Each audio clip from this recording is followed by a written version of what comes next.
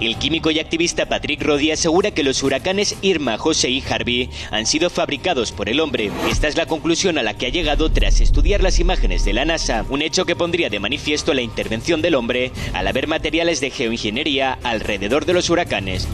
La manipulación climática es un hecho. Hay que tener en cuenta que, por ejemplo, en 1978 España mandó a su ministro de Asuntos Exteriores por aquel entonces a Nueva York, ¿vale?, para que ratificara el acuerdo de la Convención Egmont de las Naciones Unidas, en las cuales más de 20 países firmaron en que no podrían manipular el clima con fines hostiles o bélicos. Y estamos hablando de 1978.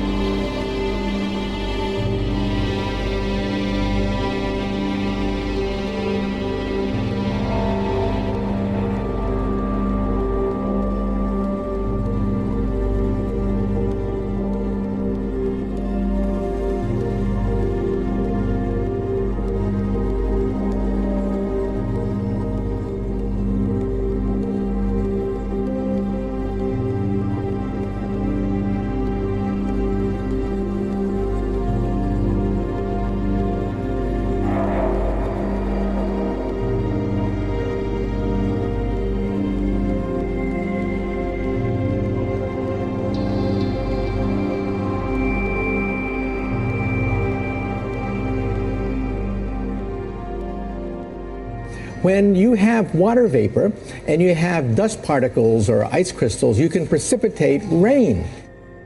Have some of these capabilities now? Inconclusive. Even in the 60s, the CIA used this to bring down monsoons during the Vietnam War, to wash out the Viet Cong. Flooding and even hurricanes, all of them could be subject to weather modification.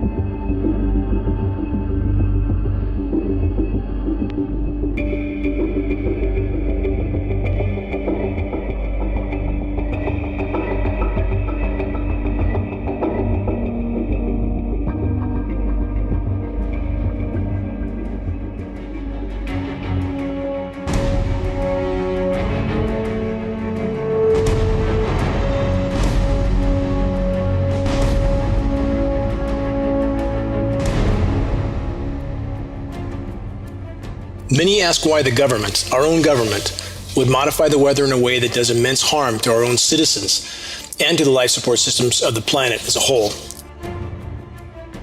And without doing any investigative research whatsoever, many choose to completely deny that climate modification could be real and ongoing, with many potential objectives and agendas being carried out in what can only be considered programs of weather and biological warfare. The U.S. government and the U.S. military have been fully involved in not just weather modification, but hurricane modification for at least 70 years. Project Cirrus was underway 70 years ago. With only 80 kilograms of dry ice, profound manipulation of a hurricane was achieved. How much more effectively can the weather makers now manipulate hurricanes when they have the air power to dump hundreds of tons of patented materials into such storms? Project Storm Fury, which was historically a part of the ongoing and expanding U.S. government and U.S. military hurricane manipulation programs. Aerosol dispersions over the oceans are now constant and blatant. The vast majority of populations have absolutely no idea that the ongoing global climate engineering Manhattan Project is tearing the climate and life support systems of the planet apart. The toxic heavy metal and chemical aerosols are also contaminating our breathable air column and the entire biosphere as a whole. Radio frequency microwave transmissions manipulate the electrically conductive heavy metal nanoparticulates that have been seeded into the atmosphere and the cloud formations. The manipulation of these particulates in turn manipulates air masses and thus storm formations. The climate engineers have been aggressively suppressing and or redirecting Atlantic and Gulf of Mexico hurricanes for over 12 years. The weather makers have long since achieved the ability to decide what develops, what doesn't, and what direction it travels, and who gave the military-industrial complex the right to play God with Earth's climate and life support systems. Welcome to our geoengineered world. While the world continues to free fall into abrupt climate shift, geoengineered cooldowns with highly toxic chemical ice nucleating elements have helped the world's largest military to keep the most population-dense regions in the U.S. from feeling the full impact of what's unfolding. This is the psychological aspect of climate engineering, keeping populations confused, divided, and in many cases pacified in regard to the true state of the unfolding global climate and environmental collapse until the last possible moment. The paradox is this: climate engineering is the single greatest climate disrupting and environmentally destructive assault ever launched by the human race. All available climate data proves the climate engineers possess the processes and resources to suppress and or redirect hurricanes. If the weather makers didn't want Hurricane Harvey to happen how it did or where it did, it would not have happened. If the weather makers wanted to completely suppress Hurricane Irma, to diminish or dissipate it, or to steer it out to sea, they could. Again, available historical data proves this fact. Disasters like that serve many agendas for the global elite. In the case of Harvey, there were and are oil prices and production to consider, potentially increased economic activity due to the need to fix the disaster, the creation of mass distraction while the power structure pushes toward World War III, the potential disabling of populations, thus rendering them unable to stand up to government tyranny, the opportunity to move the military into place in preparation for already unfolding and inevitable societal collapse. But again, our biosphere is imploding. We're already in a runaway climate shift scenario heading toward a mathematically certain near-term global omnicide if we remain on the current course. The climate engineers will do anything they can and everything they can at any cost to the web of life to hide this fact from populations. In their attempt to postpone public panic for as long as possible, and thus to keep the military-industrial complex in full control, it would seem the power structure is willing to exterminate life on Earth.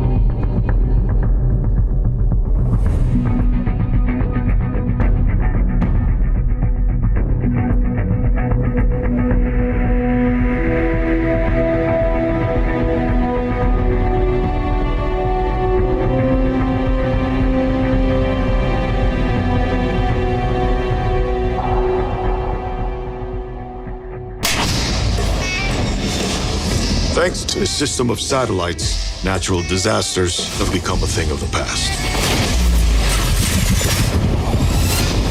We can control our weather. So a satellite has a bad comm, that happens. Not a satellite, all of them. This wasn't a malfunction. It was intentional. There's potential for catastrophic weather events on a global scale. A geostorm.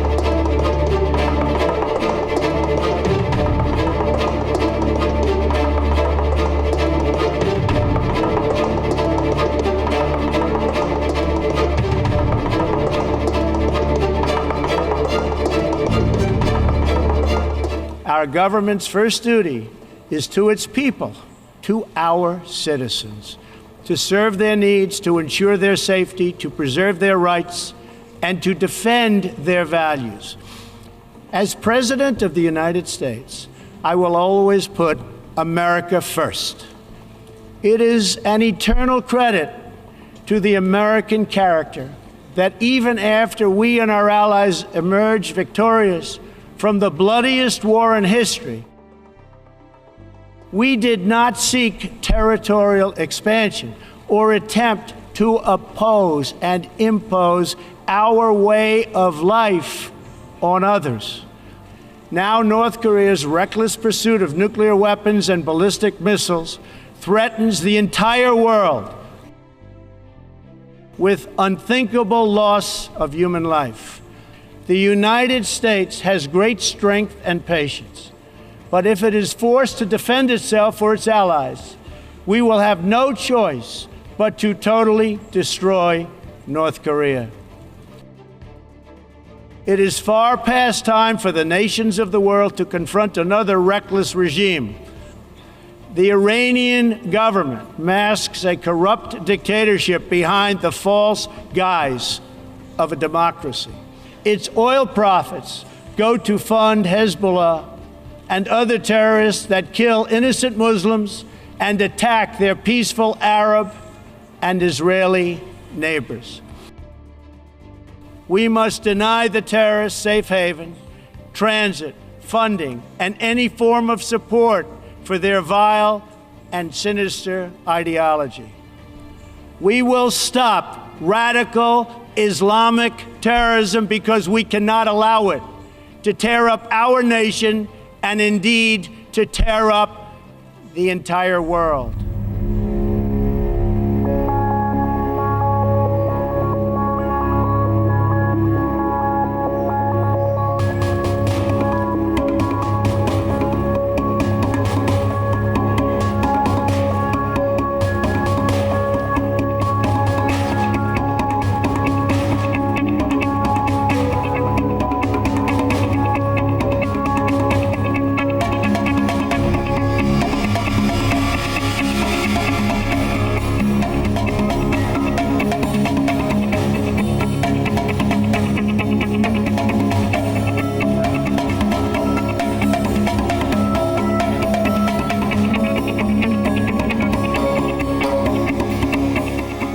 temas fundamentales para reformar la ONU son tres.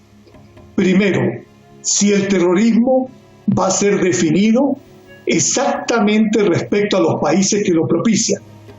Segundo, si se seguirá aceptando que la intervención en otras naciones ocupando ilegalmente territorio sea permitida. Y tercera, y la más importante, cómo se decidirá si una nación acepta o no estos requisitos, estas medidas. La resolución palestina sobre Israel no ha sido tomada en cuenta. Tampoco se ha tomado en cuenta que hoy día existe una intervención u ocupación ilegal por parte del régimen estadounidense en Siria o Irak. Tampoco se ha tomado en cuenta que Arabia Saudita invade países, detona bombas y elimina personas. Es decir, en este momento, uno de los temas principales tiene que ser cómo se hace efectiva toda resolución de las Naciones Unidas. Es que en realidad Hollywood está presente en el mundo y este es un teatro donde se hace discursos altisonantes. Sin embargo, en realidad se está trabajando en acuerdos secretos, como por ejemplo la fragmentación de Irak. Es decir, en la ONU se plantea un espectáculo y en realidad por debajo se sigue apoyando al terrorismo y se sigue apoyando los procesos en contra de la soberanía. Ese es el espectáculo que se da en la ONU.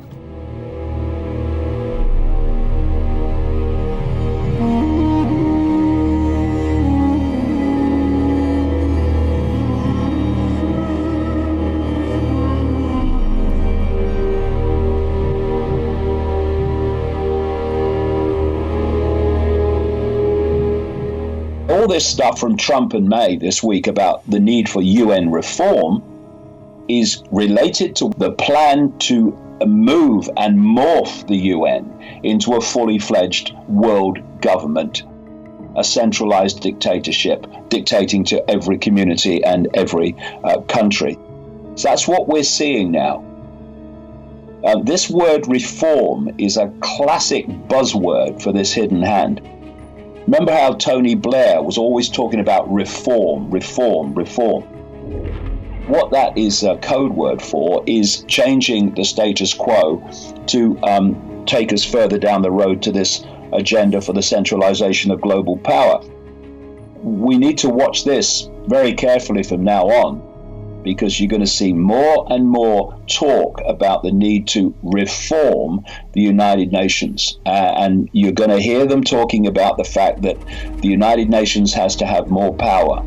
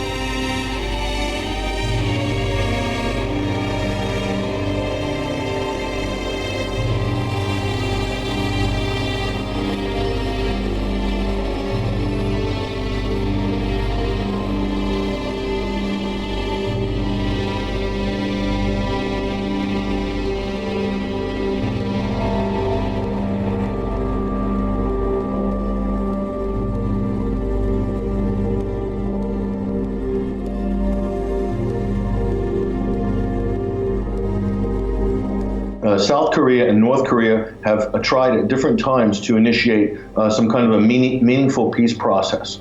And almost at every turn, the United States will intervene in one way or another to try to break up that sort of bilateral negotiations between the North and the South. The United States has a demilitarized zone between the North and South Korea with 30,000 troops and military contractors and civilian personnel based there. They have a base in Okinawa. They have a base in Japan. They have a base in Guam. They have a base in the Philippines. The problem is the United States. I'm sure that North and South Korea could eventually work this out to have a peace treaty, but that's not what's happening now. The United States is intervening for one simple fact, because the whole Pacific Rim agenda is predicated on poor relations with North Korea and war footing. Otherwise, the U.S. would have no business in the Pacific, and the only reason they're there is to counter China. So North Korea is just theater. This is a staged, managed geopolitical theater, and it's very dangerous what the United States is doing right now, what this president is doing right now, and pushing the envelope in a very negative way. If you listen to the words of Donald Trump at the UN General Assembly, wouldn't you want a nuclear deterrent as well? He's threatening to destroy a country. There's 25 million people that live there, and it's an idiotic statement by the United States president for this simple reason. If you nuked North Korea, you would also create huge nuclear contamination that would kill so many people in the South. It would make huge areas uninhabitable and parts of China. It's not going to happen. Everyone knows the United States is not going to nuke North Korea. It's the message that the military-industrial complex in the United States, all the defense contractors, they want to hear this. This is, the message of the neoconservative war hawks. So that's basically who he's talking to. In terms of diplomacy, it's completely counterproductive. In terms of China relations, it's very poor form. This is just basic U.S. behavior. A government that's dominated by the Pentagon, by the defense industry, by these interests.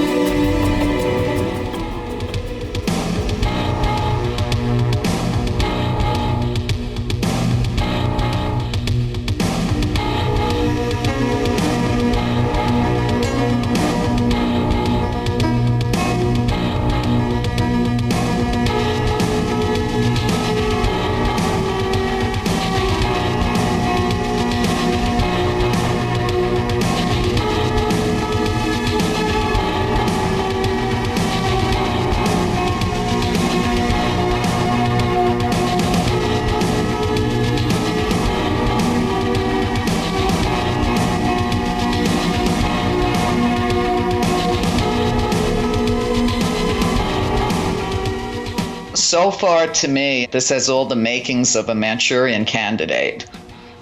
The first day of reporting, there's nothing about this guy. And I always wait. You don't ever have to wait too long to see all the irregularities, to see all the lies, and then to see the demonization of the supposed shooter, which, of course, they're always dead. So dead men tell no tales. It's deliberate. A lot of people that call themselves alternative media, they make the mistake every time something like this happens to say it didn't happen or no one was killed.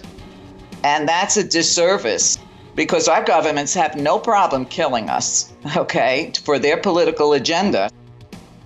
So if Americans have to die, so be it. And now they're claiming this is the biggest mass shooting in American history. What a lie. 9/11, where 3,000 of us were killed for a political agenda. How did this guy get these super heavy, gigantic guns? How did he get so many of them into a hotel room? You know, it wasn't like he's 20 years old and could book it up the stairs with 17, machine guns. It's the same old story. I don't want to investigate them anymore because they are all the same. Every single time we have a shooting like this, gun sales go up. And this happened the same week that Congress is supposed to vote on whether or not to legalize silencers for everybody's guns. Well, you have to remember, these people are on a global mission to put the world in a global continuous state of fear so that we can have a one world police, one world army. So these things don't happen simultaneously by accident.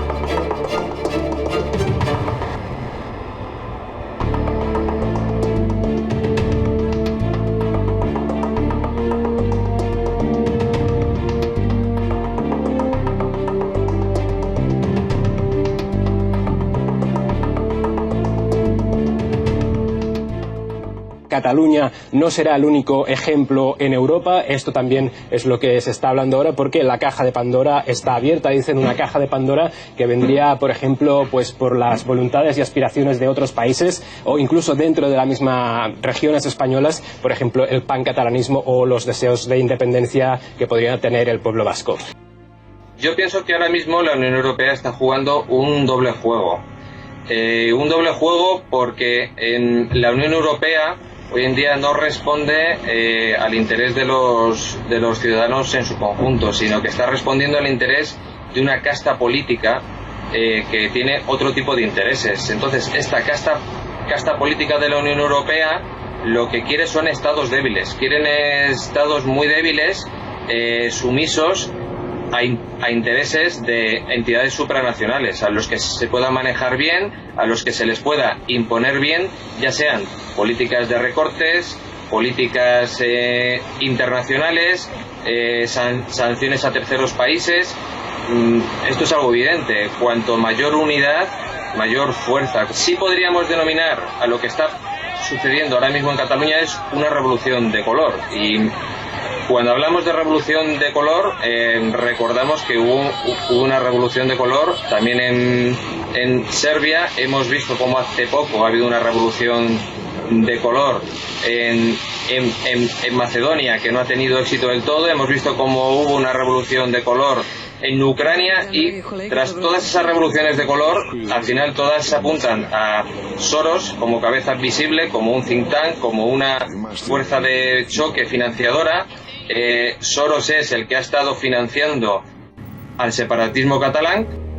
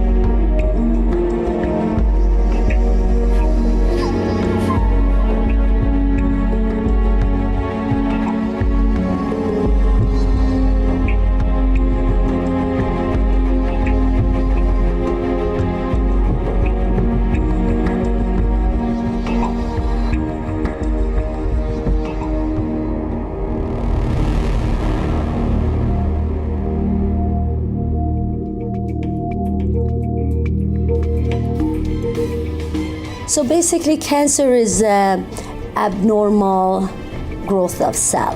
And basically they lose their apoptosis, programmed cell death. They don't die, they become immortal.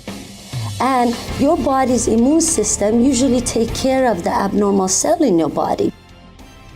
We do all have about 10 to 100,000 abnormal cells every day. But our immune system's job is to get rid of those cells if your immune system is perfect. If you don't have virus that is already trying to fight, if you don't have too much chemical or other stuff going on in your body. Then they keep growing and growing, increasing in number, and then you get a tumor. And so the tumor really is a result of a lot of years of things going wrong. Suppression of immune system, exactly. Cancer is the major breakdown in systemic communication. So what happens with the cancer, when the communication is running correctly and our lines of communication are open, then the body detects that growth on an early stage and suppresses it. However, when the lines are broken, that's when it happens that the body does not see the developing tissue until it is too late. The present orthodox view is that cancer is a lump or a bump. That's the cancer. And if that's the assumption. Now, if that is true, then to get rid of cancer, all you have to do is get rid of the lump or the bump. And hence we have surgery. Well, that gets rid of the lump or the bump. Or we have chemotherapy, which poisons the lump or the bump. So we got rid of it. Or we have radiation, which burns it and got rid of it.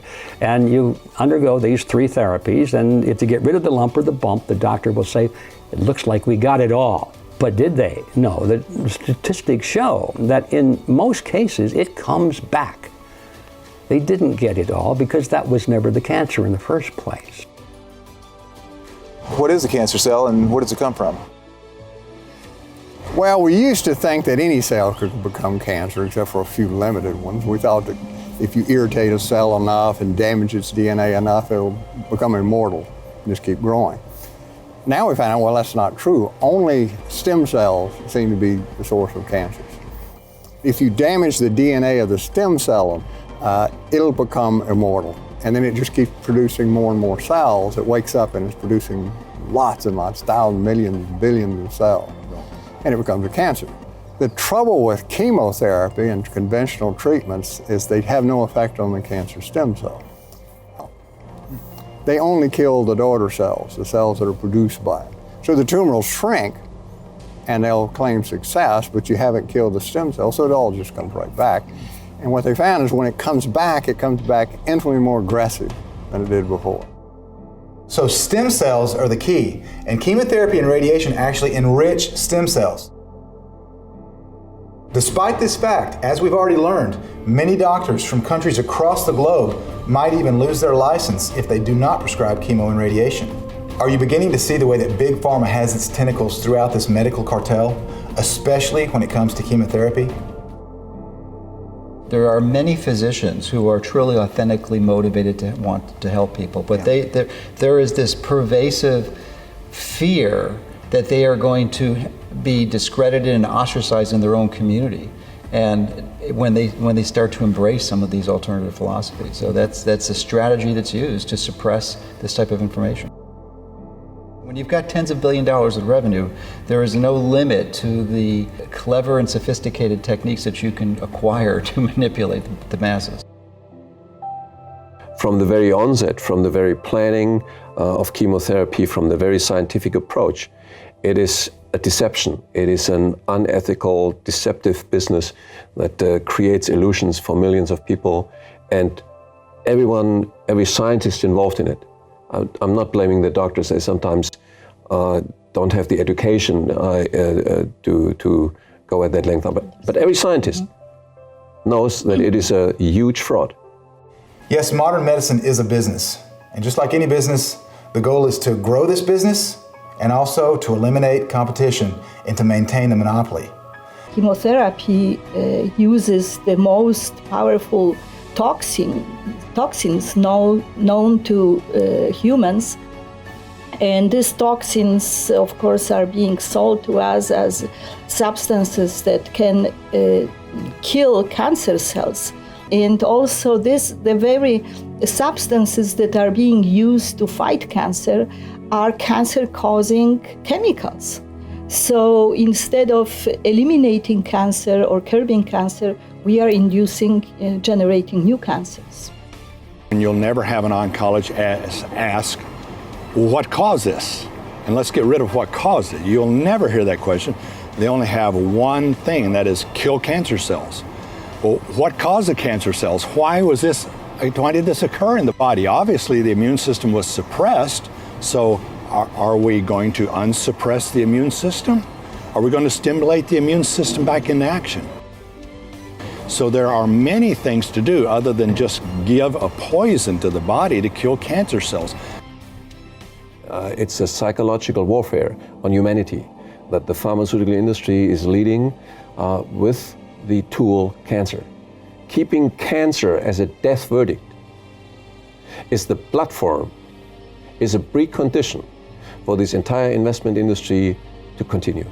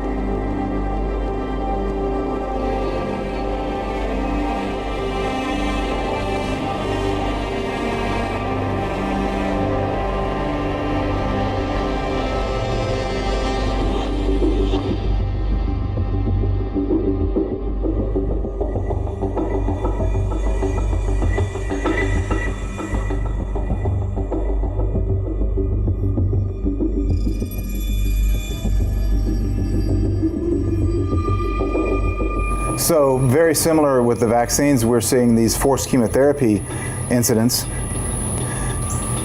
They're linked, aren't they? It's yes. an overarching government, tyrannical government, that comes in and says, you don't have any choice, we're going to tell you what's best. But the so-called science-driven medicine is being forced upon you now in absolute violation of the American Medical Association's Code of Medical Ethics, which says that the patient must be given the choice, the patient must be informed. Where parents are being told you must submit your children to these interventions, whether you like it or not. What if someone was going to take your child from you?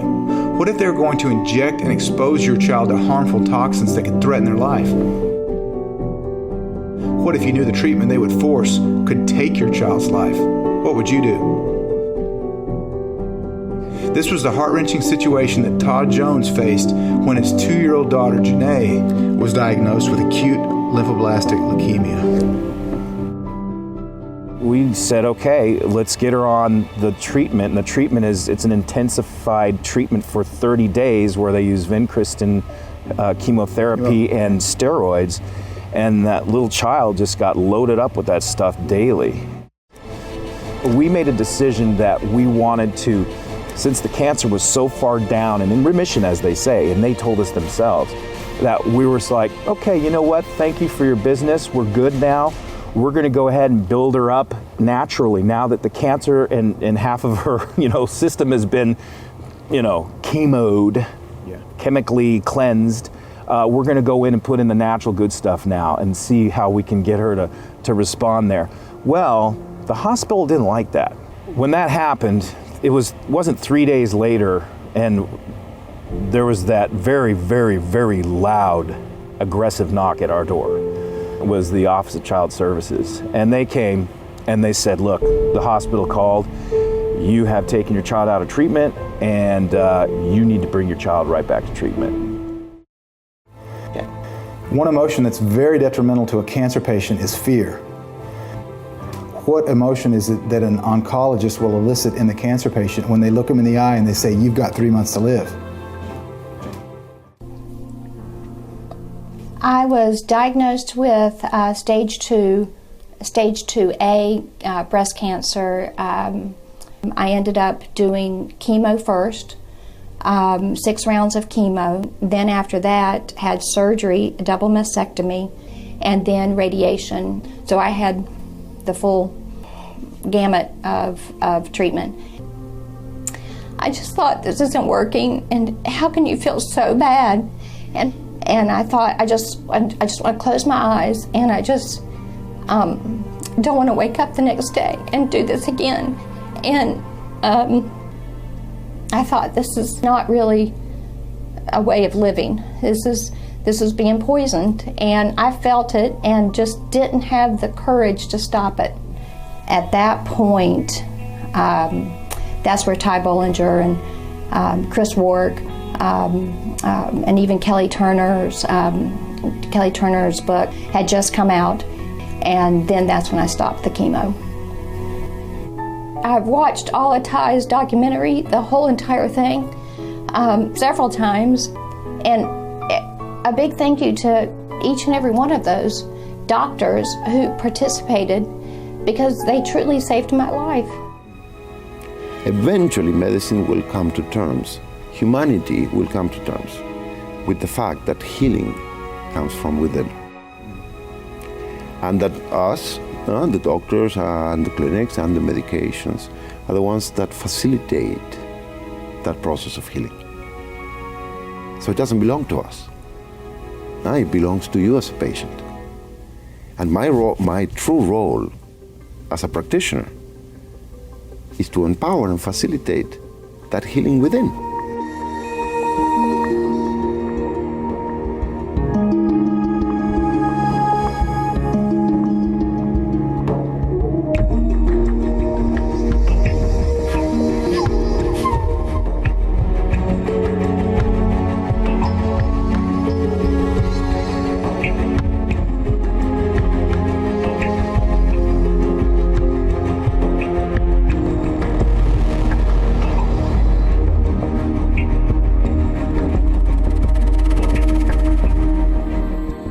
The only thing that we can do is to keep our self-healing mechanisms strong. And in order to keep our self-healing mechanisms strong, we have to keep our bodies clean.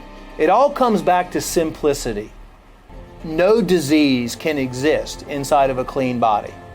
But how do we get our bodies clean? It's through detoxification.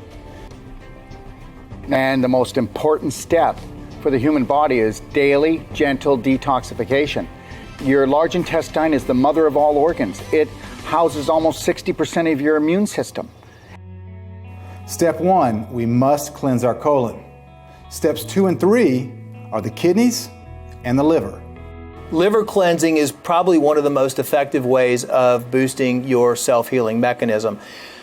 Each liver cleanse is going to boost the liver production and efficiency by 10 to 15%. So detox step number 4 is to clean the lymphatic system. And step number 5 is a parasite cleanse. You have 2 kidneys, 1 liver, you have 100 lymph nodes. Okay. And if you don't clean out those lymph nodes, there's no way to then drain the tissues. So if we clean the colon, clean the kidneys, clean the liver, lymph nodes would be the last thing to focus on. And then we would do a parasite cleanse as well after the first liver cleanse, because we knew that then the intestines would be ready to expel them, and then the liver would be able to deal with the toxins produced by the parasites once we start killing them off inside the body. You have to clean up the body. If you don't detoxify the body, then there are too many things in the way for the body to function correctly, and most of these toxicities are causing a detrimental effect in the body, like increasing oxidative stress, etc., etc. Generally speaking, a person that has cancer, they have a suppressed immune system. The immune system has been damaged and it's lower. So we want to repair that immune system. We want to get it back up. So the modulation of the immune system is key, because you cannot have cancer if you have an adequate and functioning immune system. The only permanent cure to cancer is your immune system. And nutrition gives your immune system the firepower it needs to keep you well. So without nutrition, you're fighting with no weapons. I always tell my patients to eat the rainbow, because every pigment in fruits and vegetables actually enters the nucleus of the cell and interacts with your genes, which is why it matters what you eat, right? So if you just eat the rainbow and half your plate is colorful fruits and vegetables, Blueberries, spinach, kale, carrots, tomatoes, persimmons, pomegranates. If you eat color, you're going to also get these phytochemicals. Oregano, thyme, ginger, turmeric.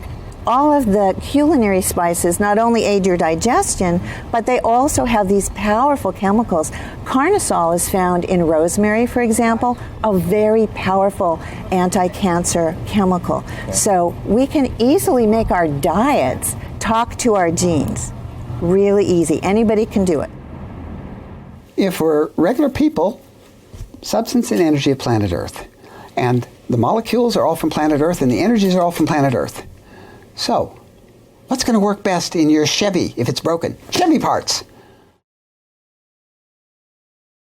If the body is broken, do we put in original body parts, which are original molecules and original energies? No! We take them and we twist them a little bit so we can patent them, and of course they don't fit quite right anymore if it's a molecule, or we use an energy that isn't natural to the body, and we expect the body to heal with that? The big C word is never a death sentence. There's always a path. There's always a path. Some people are living with cancer as a chronic illness, right? So that's fine. It's the same as living with diabetes or high blood pressure or high cholesterol. If we can manage it and keep it at a microscopic level, you carry on with your life. It is not a death sentence. For me, radiation was not an option. I started doing my own research, immediately went on a organic diet, just decided I'm going to start to cleanse, and I'm not going to follow doctor's orders. And that would be my advice to anyone who has prostate cancer, is if you're recommended to have a prostatectomy or radiation or chemotherapy, I declined all of that, and I immediately started cleansing, detoxing, and pretty much cancer-free. I feel great. I've lost 25 pounds, and I came to San Diego basically to say thank you for for what you're doing, because it's amazing. I probably, had I not read your book and listened to the DVDs, probably would have followed doctor's orders. There are answers, there are solutions, and there are roads to full recovery for all types and stages of cancer. With a full understanding of the treatments and preventions, with knowledge of the science and documented evidence that supports the validity of this path, an amazing opportunity exists to see lives restored.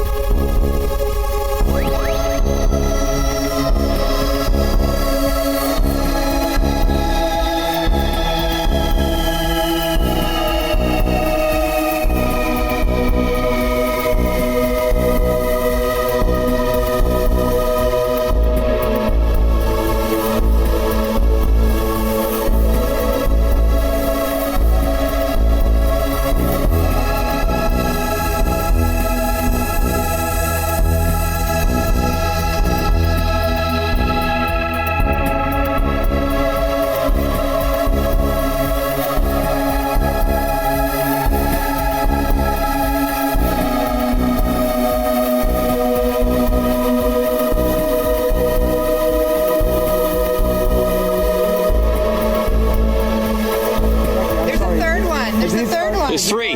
There's 4. 4. Launching one after another. 1, 2, 3, 4. If you look up, tell me if you see these. And those are not jets. Those are not. No, they're not. They're silent. There's no noise.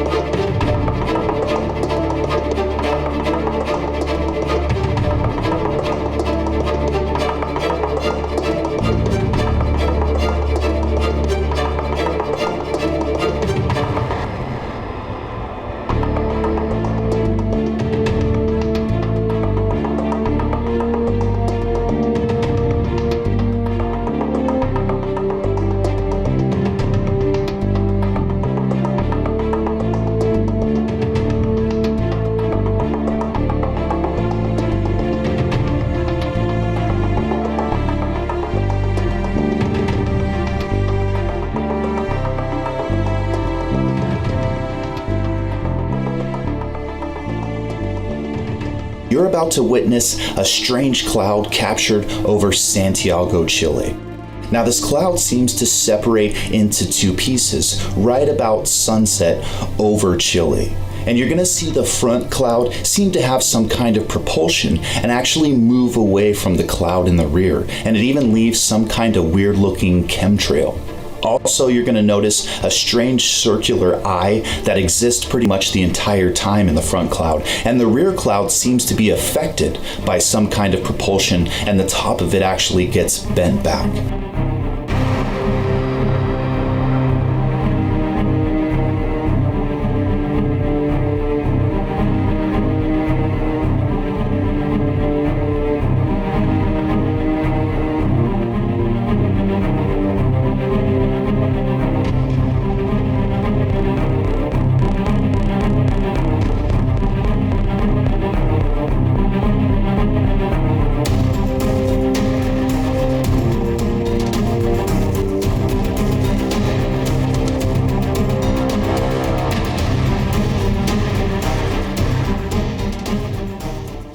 Un exalmirante de la Marina, el señor William Tompkins, nos decía que estábamos, la humanidad, siendo observada por seres que se encontraban viajando alrededor del universo y en especial, incluso dentro de nuestro sistema solar, dentro de una especie de naves esfera disfrazadas de planetas o de asteroides incluso, algunas de mayor y otras de menor tamaño. Incluso se atrevía a decir que en algunas de estas naves gigantescas se encontraban hasta 200.000 tripulantes en su interior.